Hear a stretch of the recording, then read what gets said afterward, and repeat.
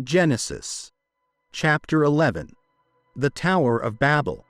Now the whole earth had one language and the same words. And as they migrated from the east, they found a plain in the land of Shinar and settled there. And they said to one another, "Come, let us make bricks and bake them thoroughly." And they used brick for stone and tar for mortar. And they said, "Come, let us build ourselves a city and a tower with its top in the heavens, and let us make a name for ourselves. Otherwise we shall be scattered abroad upon the face of the whole earth." The Lord came down to see the city and the tower, which the children of men had built. And the Lord said, "Behold, they are one people, and they all have one language. And this is only the beginning of what they will do. Nothing they propose to do will now be impossible for them. Come, let us go down, and there confuse their language, so that they may not understand one another's speech." So the Lord scattered them from there over the face of all the earth, and they left off building the city. Therefore its name was called Babel, because there the Lord confused the language of all the earth, and from there the Lord scattered them abroad over the face of all the earth. The descendants of Shem. These are the generations of Shem.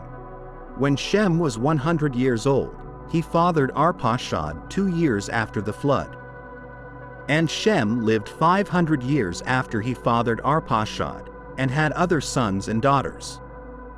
When Arpachshad had lived 35 years, he fathered Shelah. And Arpachshad lived 403 years after he fathered Shelah, and had other sons and daughters. When Shelah had lived 30 years, he fathered Eber.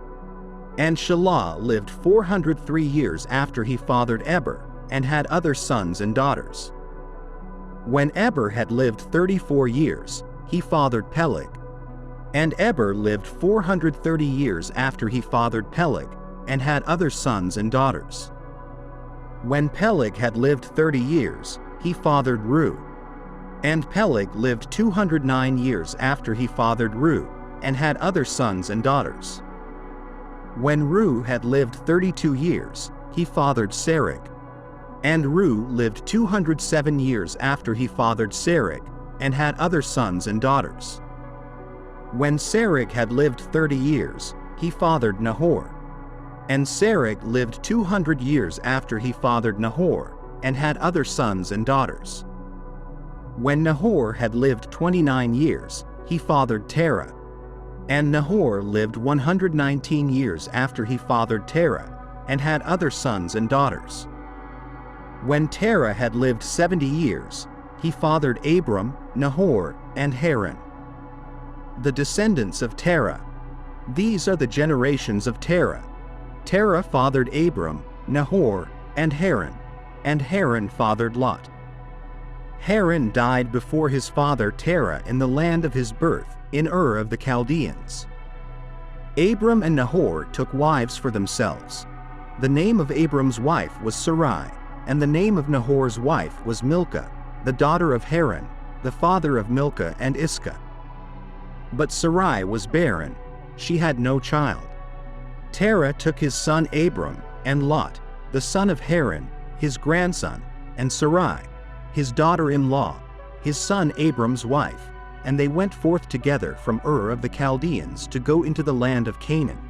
But when they came to Haran, they settled there. The days of Terah were 205 years, and Terah died in Haran.